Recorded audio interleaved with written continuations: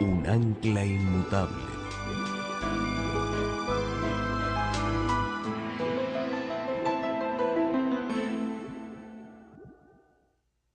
Quiero invitarles a inclinar sus rostros conmigo y vamos a pedir la presencia de Dios en nuestro estudio de esta mañana. Padre Celestial, gracias te damos por habernos despertado este día. Gracias te damos por habernos dado la vida un día más.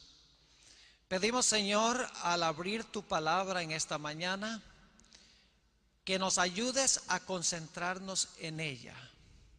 Ayúdanos a entender el mensaje que tienes para nosotros. Te damos gracias, Señor, por escuchar nuestra oración, pues te lo pedimos en el nombre de Jesús. Amén. Durante el transcurso de esta semana estamos estudiando los mensajes de los tres ángeles de Apocalipsis, el capítulo 14 y los versículos 6 al 12. Hasta ahora hemos estudiado el versículo 6 y una porción del versículo 7.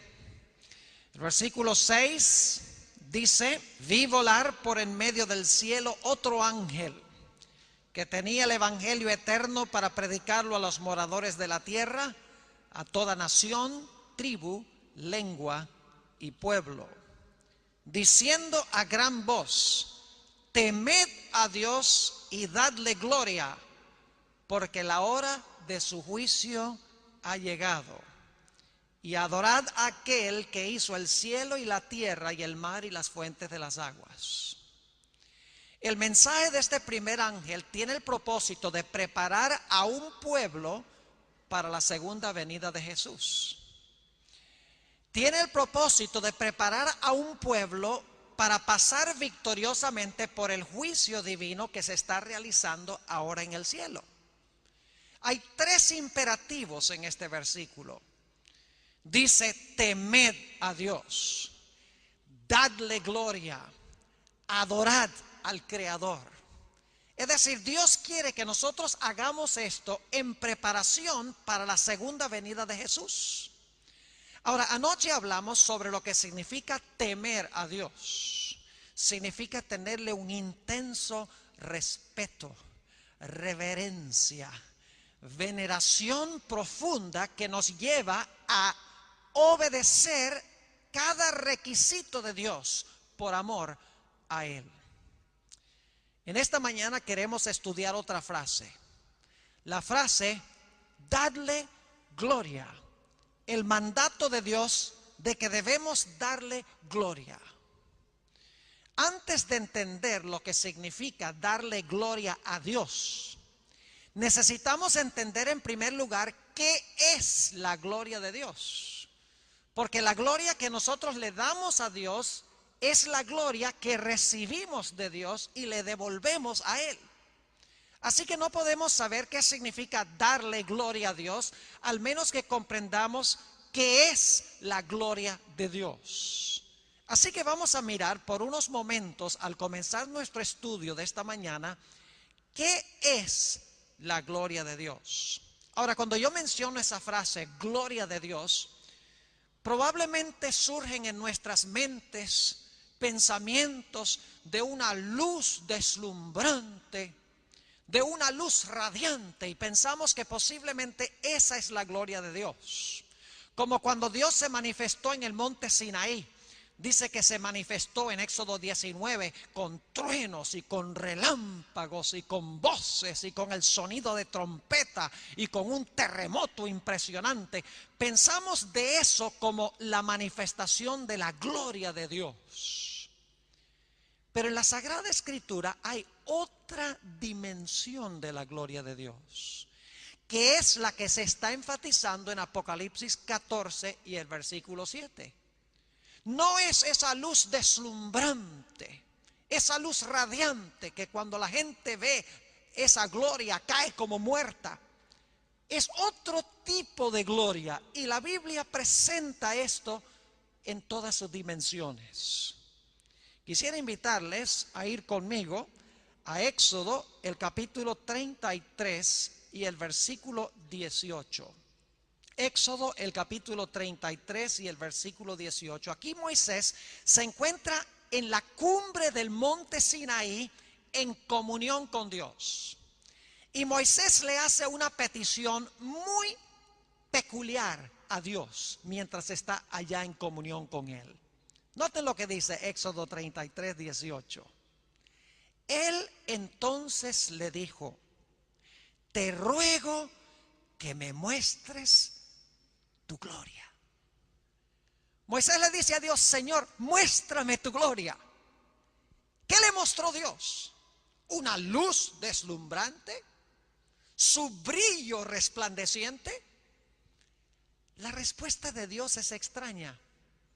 Cuando Moisés le pide que le muestre su gloria, noten la respuesta de Dios en el versículo 19.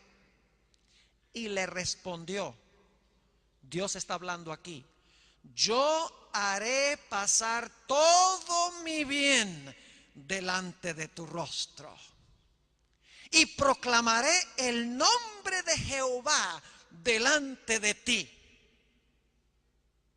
Qué interesante lo que le muestra Dios a Moisés. Moisés dice: muéstrame tu gloria. Y Dios dice: voy a hacer pasar delante de ti mi bien. Voy a proclamar el nombre de Jehová. El nombre en la Biblia denota el carácter de la persona. No es como hoy en día que a veces ponemos nombres porque hay algún familiar que tenía ese nombre o por distinguir a un individuo de otro. En la Biblia el nombre se da porque se quiere que el hijo tenga el carácter, o porque Dios sabía que el carácter de esa persona iba a ser de cierta clase. Así que dice: proclamaré el nombre de Jehová delante de ti. Y ahora escuchen: y tendré misericordia del que tendré misericordia, y seré clemente para con el que seré clemente. Lo que le muestra Dios a Moisés, la gloria que Dios le muestra a Moisés, es su carácter. Dice: yo haré mi bien pasar delante de ti, mi bondad, en otras palabras. Haré que mi misericordia pase delante de ti, mi clemencia pase delante de ti. Cuando Moisés le pide a Dios que le muestre su gloria, Dios le muestra una descripción de su carácter. Es decir, la gloria de Dios es su carácter. Noten también Éxodo 34 y el versículo 6 y 7, a donde se amplía un poco este pensamiento. Dice en el versículo 6: y pasando Jehová por delante de él, es decir, por delante de Moisés, porque Moisés había pedido ver la gloria de Dios. Ahora Dios pasa por delante de Moisés, le va a mostrar su gloria. Pero fíjense qué peculiar lo que Dios le muestra. Y pasando Jehová por delante de él, proclamó: Jehová, Jehová, fuerte, misericordioso y piadoso, tardo para la ira, grande en misericordia y verdad, que guarda misericordia a millares, que perdona la iniquidad, la rebelión y el pecado, y que de ningún modo dará por inocente al malvado. Es decir, Dios le muestra a Moisés, según este texto, su misericordia, le muestra su piedad, le muestra que es tardo para la ira, le muestra su justicia. Dios le muestra a Moisés los rasgos de su carácter. Qué forma extraña de Dios revelar su gloria. La gloria de Dios son los rasgos de su carácter. Ahora, en Éxodo 34 encontramos un detalle muy interesante. Éxodo 34 y el versículo 29 nos describe a Moisés cuando desciende de la montaña, después de haber estado en comunión con Dios, después de haber contemplado el hermoso y el glorioso carácter de Dios. Es interesante la descripción que se da de Moisés cuando desciende de la montaña. Éxodo 34 y el versículo 29. Y aconteció que descendiendo Moisés del monte Sinaí con las 2 tablas del testimonio en su mano, al descender del monte no sabía Moisés que la piel de su rostro resplandecía, después que hubo hablado con Dios. Muy importante esa última frase. Dice que cuando Moisés descendió de la montaña, le resplandecía el rostro después de haber hablado con Dios. Es decir, la gloria de Dios se le pegó a Moisés.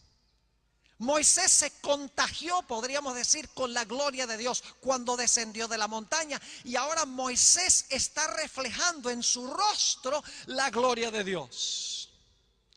¿Saben ustedes que la Biblia nos dice en Números, el capítulo 12, y quiero leer ese texto, Números el capítulo 12, y el versículo 3 nos dice algo muy interesante en cuanto a Moisés.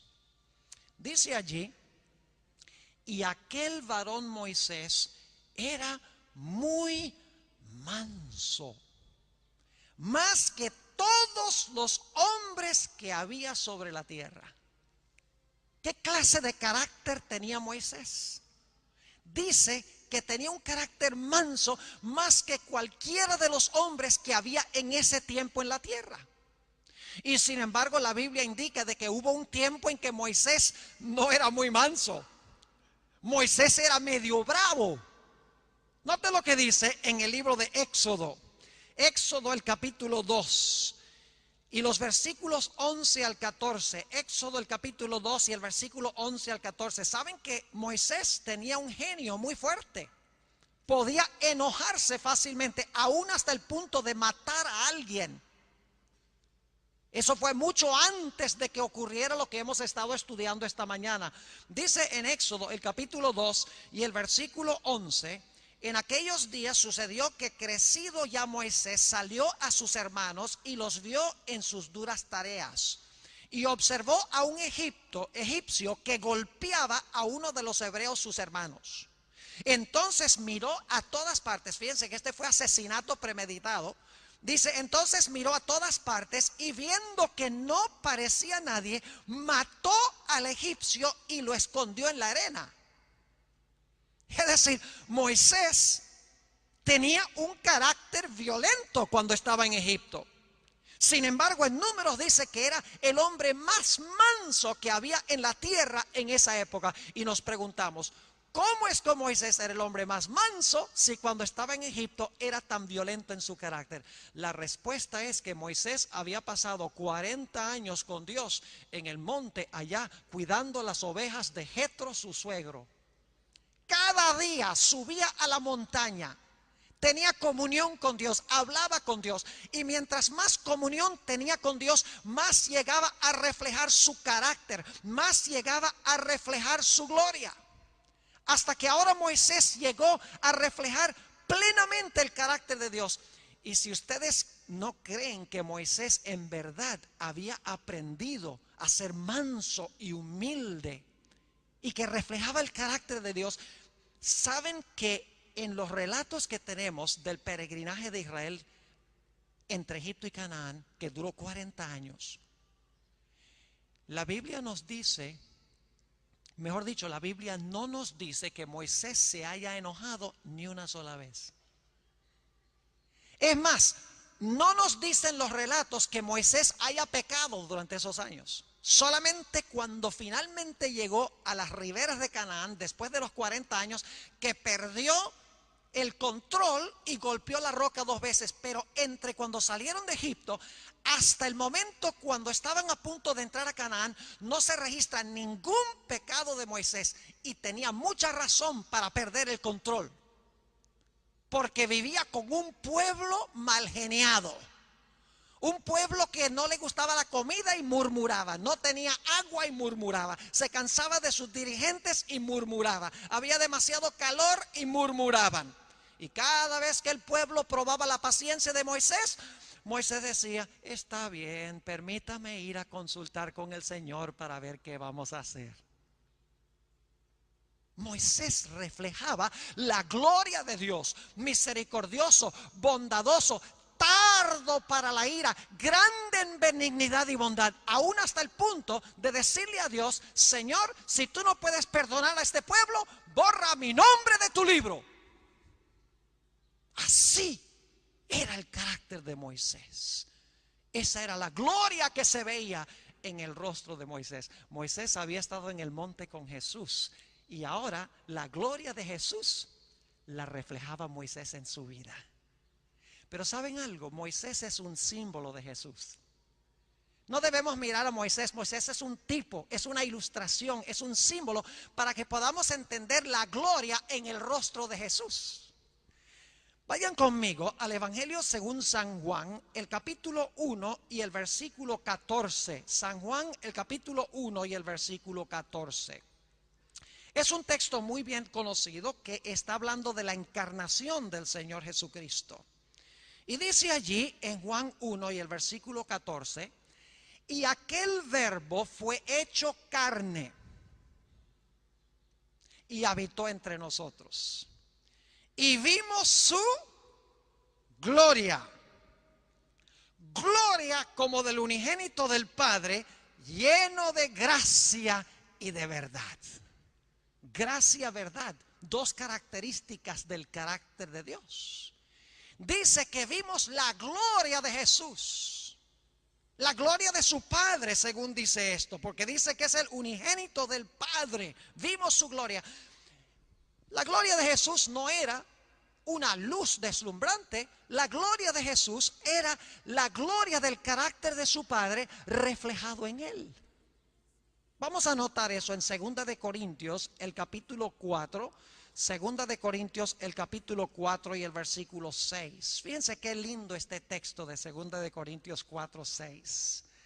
Dice aquí, porque Dios, hablando del Padre, que mandó que de las tinieblas resplandeciese la luz, es el que resplandeció en nuestros corazones para iluminación del conocimiento de la gloria de Dios en la faz de Jesucristo. ¿Qué es lo que estaba en la faz de Jesucristo? En la faz de Jesucristo estaba la gloria de Dios. Lo que pasó con Moisés en figura, en ilustración, en tipo, se cumplió en efecto en un ámbito mayor en nuestro Señor Jesucristo. Ahora, lo único que tenemos que hacer para ver cuál es esa gloria en el rostro de Jesús es examinar los relatos de los evangelios. Noten lo que dice Juan el capítulo 2 y el versículo 11. ¿Qué es la gloria que reveló Jesús? La gloria del Padre que reveló Jesús mientras estuvo en esta tierra.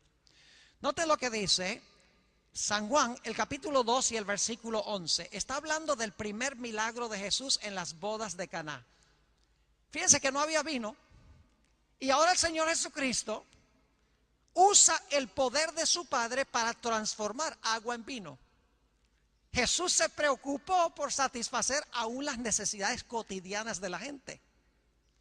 Pero quiero que noten cómo se describe ese milagro de Jesús. En Juan 2 y el versículo 11 dice: este principio de señales hizo Jesús en Caná de Galilea. Y manifestó su ¿qué? Y manifestó su gloria. Y sus discípulos creyeron en él. Los milagros de Jesús, las señales de Jesús, según dice este texto, eran su gloria. ¿Y qué hacía Jesús en sus milagros? Revelar el amor de Dios, revelar la misericordia de Dios, revelar la paciencia de Dios, revelar la longanimidad de Dios, el hecho de que Dios se preocupa por la raza humana. Los milagros de Jesús los hacía en beneficio de los seres humanos. Y esa era la gloria del Padre reflejada en el rostro de Jesús. Noten lo que dice Juan, el capítulo 11. Hablando de la resurrección de Lázaro, el deseado de todas las gentes, dice que este fue el más grande milagro de Jesús. San Juan, el capítulo 11 y el versículo 4. Dice, oyéndolo Jesús dijo: esta enfermedad no es para muerte. Es decir, la enfermedad de Lázaro no es para muerte, sino para la gloria de Dios, para que el Hijo de Dios sea glorificado por ella. Es decir, la resurrección de Lázaro reveló la gloria de Dios el Padre en Jesús. Y noten lo que dice el capítulo 11 Y al final del capítulo, cuando Jesús va a hablar con María y con Marta, le dice a Marta: ¿tú acaso no sabes que yo vine aquí a revelar la gloria de Dios? Y Jesús había venido a resucitar a Lázaro. Es decir, Dios como dador de vida revela su gloria. La gloria de Dios es, en otras palabras, su carácter. En Juan 14 encontramos un pasaje que todos conocemos bien, 14, 8 y 9. Felipe le dijo: Señor, muéstranos el Padre y nos basta. Fíjense que está haciendo la misma solicitud que hizo Moisés en el monte Sinaí. Está diciendo: muéstranos al Padre, queremos ver al Padre. ¿Y qué dijo Jesús? Versículo 9. Jesús le dijo: tanto tiempo hace que estoy con vosotros y no me has conocido, Felipe. El que me ha visto a mí, ha visto al Padre. ¿Cómo pues dices, muéstranos al Padre? El que vio el glorioso carácter de Jesús, el carácter sanador de Jesús, el carácter de amor de Jesús, el carácter de bondad de Jesús, el carácter de longanimidad, de paciencia de Jesús, los que vieron eso durante su ministerio estaban en verdad viendo al Padre, porque la gloria que reveló Jesús del carácter de Dios era la gloria del carácter de su Padre. Noten lo que dice Hechos, el capítulo 10 y el versículo 38. Hechos, el capítulo 10 y el versículo 38. Nos habla de lo que hizo Jesús mientras estuvo en esta tierra. Dice: como Dios ungió con el Espíritu Santo y con poder a Jesús de Nazaret. ¿Se fijaron en esto? Los milagros que hizo Jesús los hizo con el poder de su Padre. Las enseñanzas de Jesús no eran enseñanzas de él, eran enseñanzas que le dio su Padre. Es decir, las enseñanzas de Jesús, los milagros de Jesús, las obras de Jesús eran una revelación de aquello que le había dado su Padre. Era una revelación del Padre en el rostro de Jesús. Y sigue diciendo que con el Espíritu Santo y con el poder, anduvo haciendo bienes y sanando a todos los oprimidos por el diablo. ¿Y por qué razón? Porque Dios estaba con él. Es decir, así como Moisés reflejó la gloria de Dios en el monte, ahora Jesús viene y refleja la gloria de Dios para con sus semejantes. La gloria de Dios, en otras palabras, es el brillo del carácter de Dios que brilla sobre Jesús y a través de Jesús brilla a otros. Pero el texto de Apocalipsis 14 nos dice que nosotros debemos darle gloria a Dios. No está hablando directamente de que Dios nos da su gloria, está diciendo que nosotros debemos darle gloria a Dios. Porque hemos dedicado tanto tiempo esta mañana a hablar de lo que es la gloria de Dios.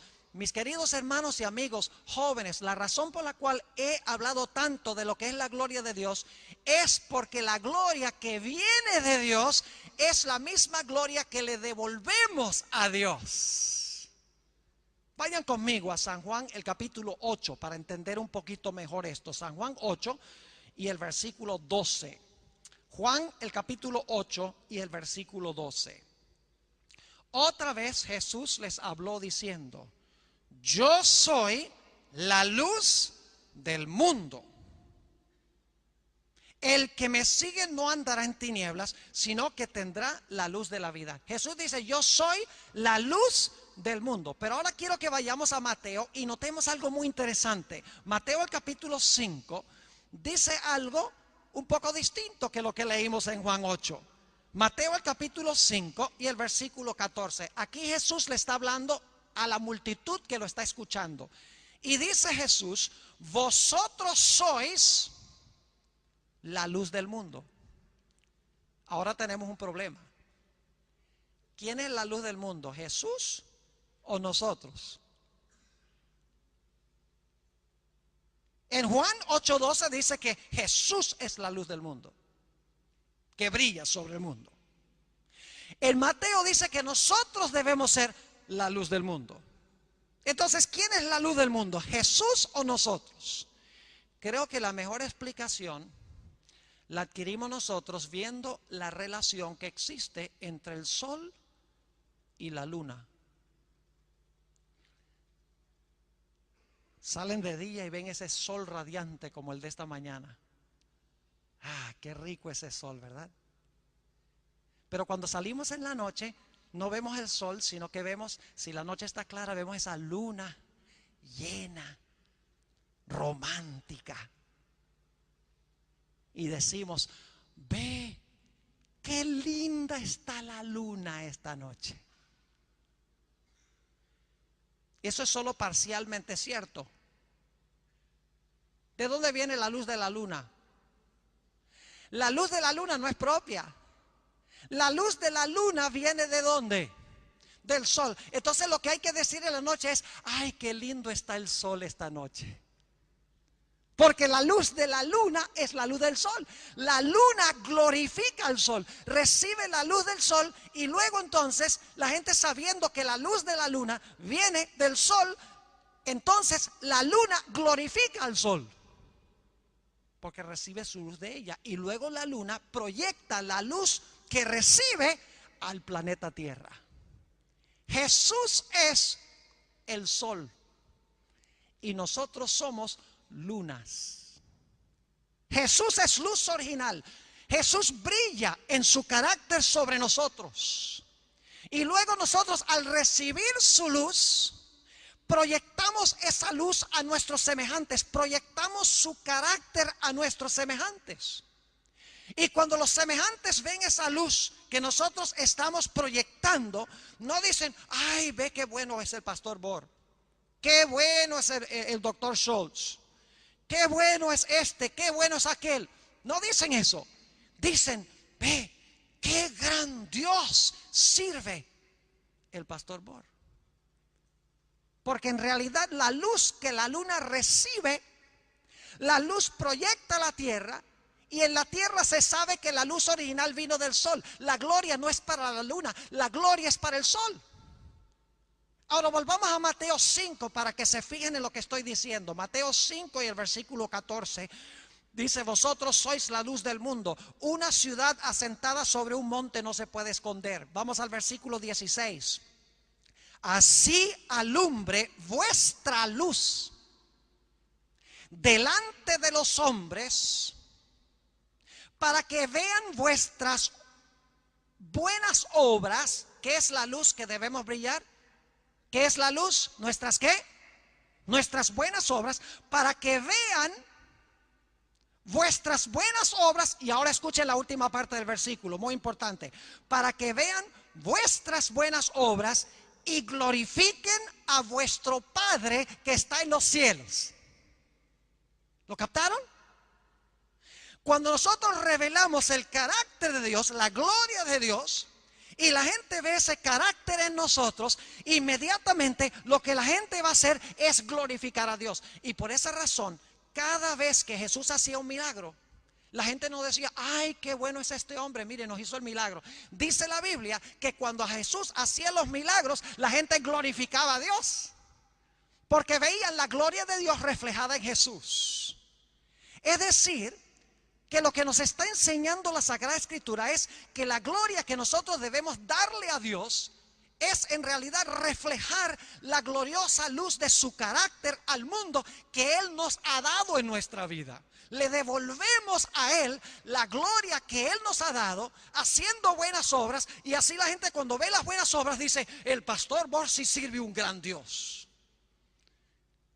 ¿Están entendiendo lo que estoy diciendo? Es decir, darle gloria a Dios significa reflejar su carácter de bondad, misericordia, amor, justicia, longanimidad, paciencia.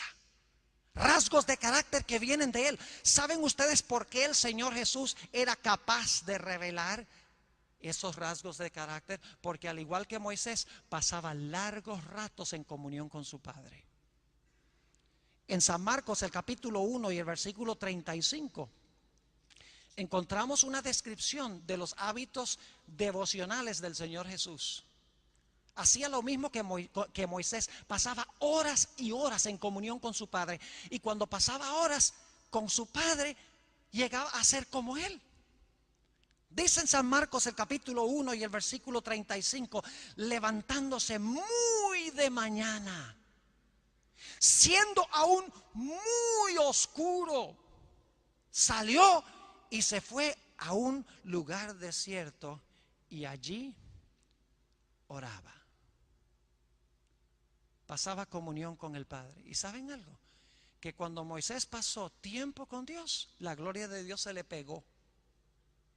Cuando Jesús pasó tiempo con su Padre, la gloria de su Padre se le pegó y la reveló. Por eso en Juan 17, cuando Jesús al final de su ministerio está orando a su Padre, le dice: Padre, he cumplido la obra que me diste.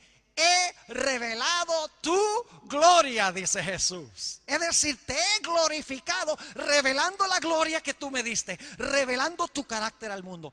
Esto significa, mis apreciados jóvenes y hermanos, que al final de la historia Dios va a tener un pueblo que revela el carácter de Dios como nunca antes en la historia en sus vidas.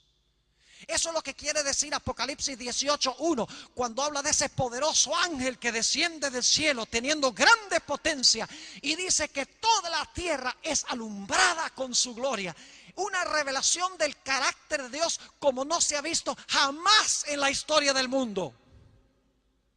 Alimentando a los hambrientos, vistiendo a los desnudos, dándole agua a los sedientos, visitando a los encarcelados, recibiendo a los desamparados. No tenemos tiempo de leerlo, pero si leyeran Isaías el capítulo 58, dice que nuestra lumbre se levanta cuando hacemos estas cosas, cuando revelamos el carácter de Dios.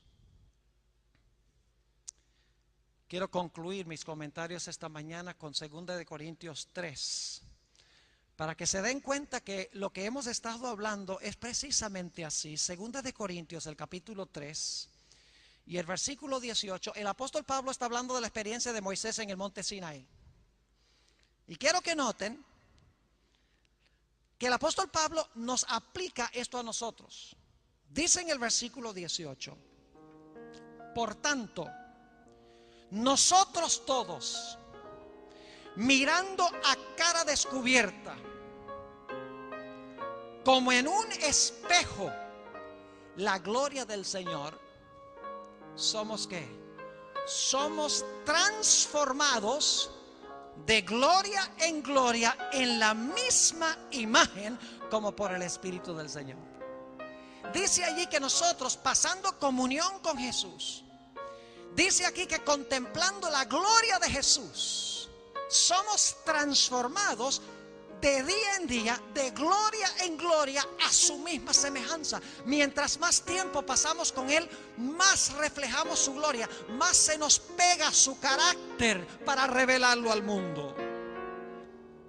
Elena White escribió unas palabras muy hermosas que se encuentran en el libro devocional Hijos e Hijas de Dios, página 337. Me gusta cómo ella describe esto.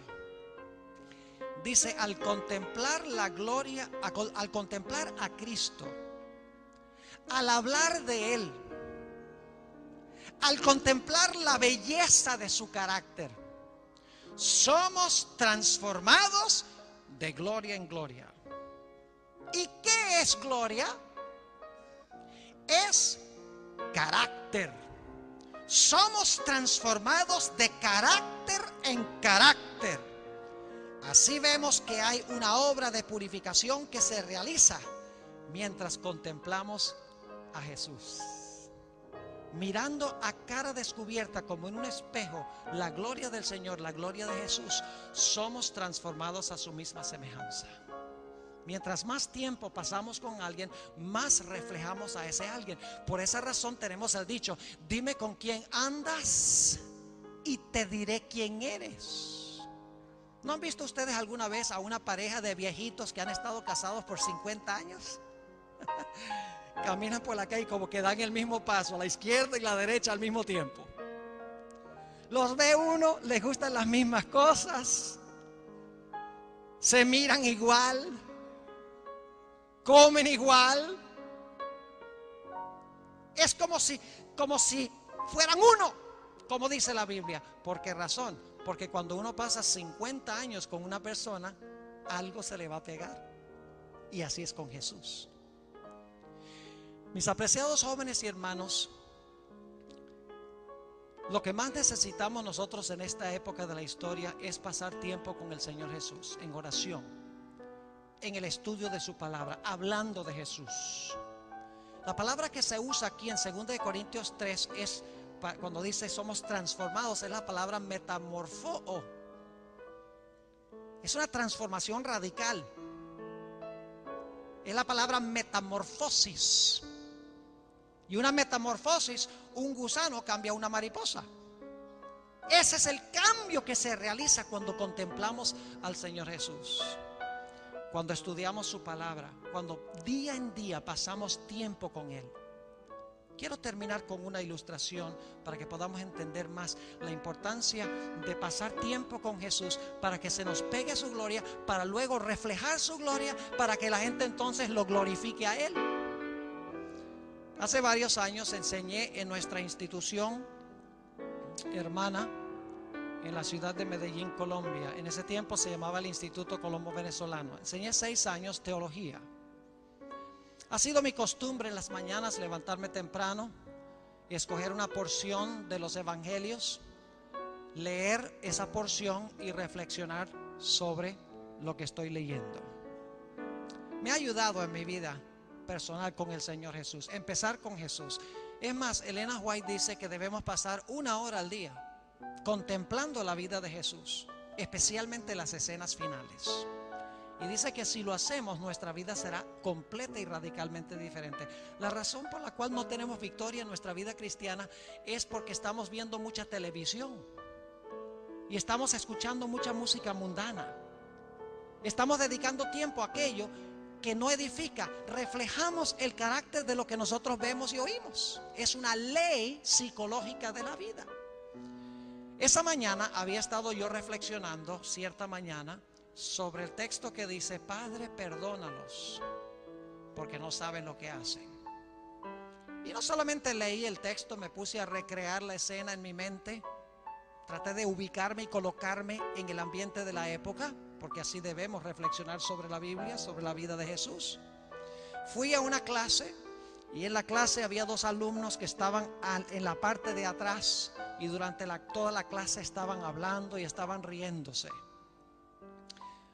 Cuando se reían y hablaban, yo los miraba, dejaban de hablar y de reírse, pero apenas miraba para otro sitio, reanudaban otra vez su conversación, casi en son de burla de lo que estaba sucediendo en la clase.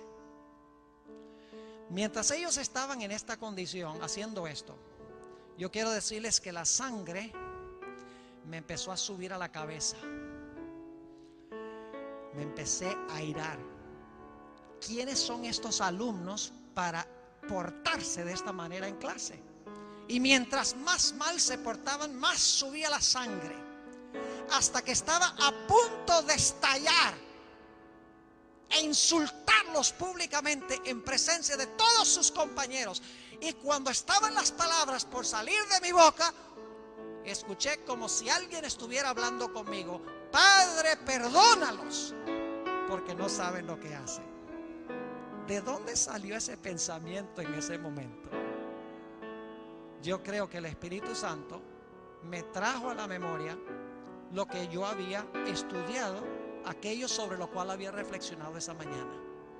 Quiero decirles que cuando me vino a la mente eso, la sangre nuevamente descendió a donde debía estar.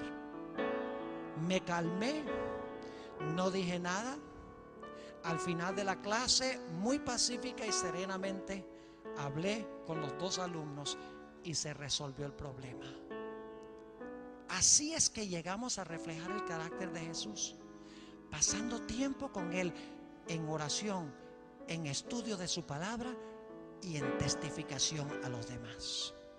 Yo quiero preguntar en esta mañana, ¿cuántos de los presentes quieren decirle al Señor Jesús: Señor, yo quiero que tú grabes tu carácter hermoso, tu carácter bello en mí.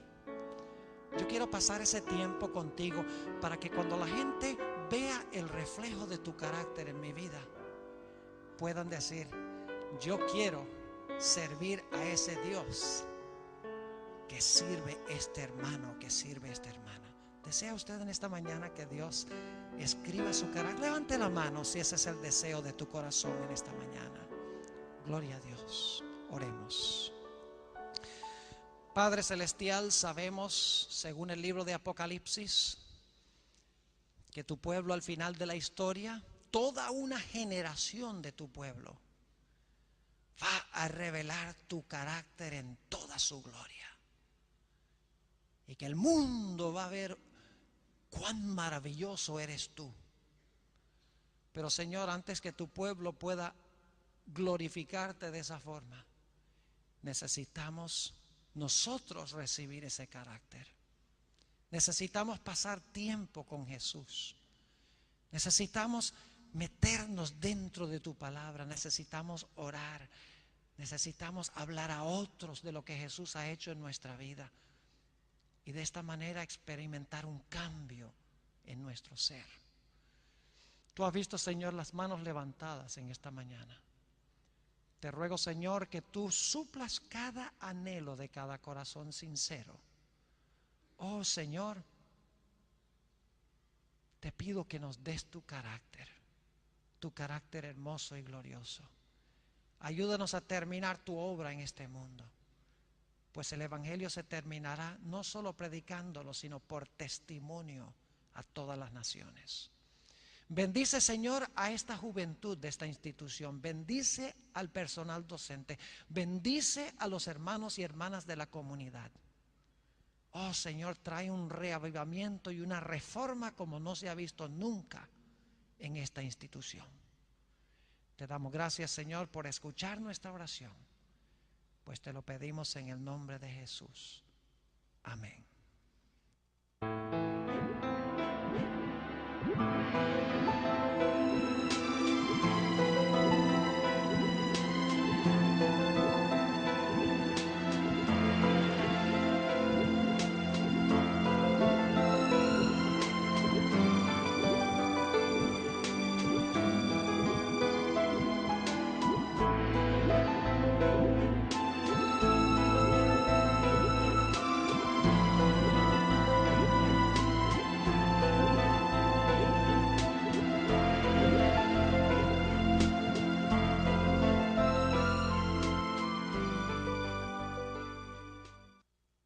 Dadle gloria. El mandato de Dios de que debemos darle gloria. Antes de entender lo que significa darle gloria a Dios, necesitamos entender en primer lugar qué es la gloria de Dios. Porque la gloria que nosotros le damos a Dios es la gloria que recibimos de Dios y le devolvemos a Él. Así que no podemos saber qué significa darle gloria a Dios, al menos que comprendamos qué es la gloria de Dios. Así que vamos a mirar por unos momentos, al comenzar nuestro estudio de esta mañana, qué es la gloria de Dios. Ahora, cuando yo menciono esa frase, gloria de Dios, probablemente surgen en nuestras mentes pensamientos de una luz deslumbrante, de una luz radiante, y pensamos que posiblemente esa es la gloria de Dios. Parar a un pueblo para la segunda venida de Jesús. Tiene el propósito de preparar a un pueblo para pasar victoriosamente por el juicio divino que se está realizando ahora en el cielo. Hay tres imperativos en este versículo. Dice: temed a Dios, dadle gloria, adorad al Creador. Es decir, Dios quiere que nosotros hagamos esto en preparación para la segunda venida de Jesús. Ahora, anoche hablamos sobre lo que significa temer a Dios. Significa tenerle un intenso respeto, reverencia, veneración profunda que nos lleva a obedecer cada requisito de Dios por amor a Él. En esta mañana queremos estudiar otra frase. La frase: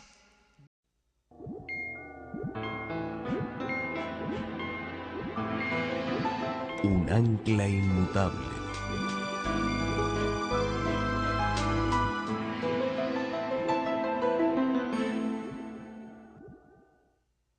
quiero invitarles a inclinar sus rostros conmigo y vamos a pedir la presencia de Dios en nuestro estudio de esta mañana.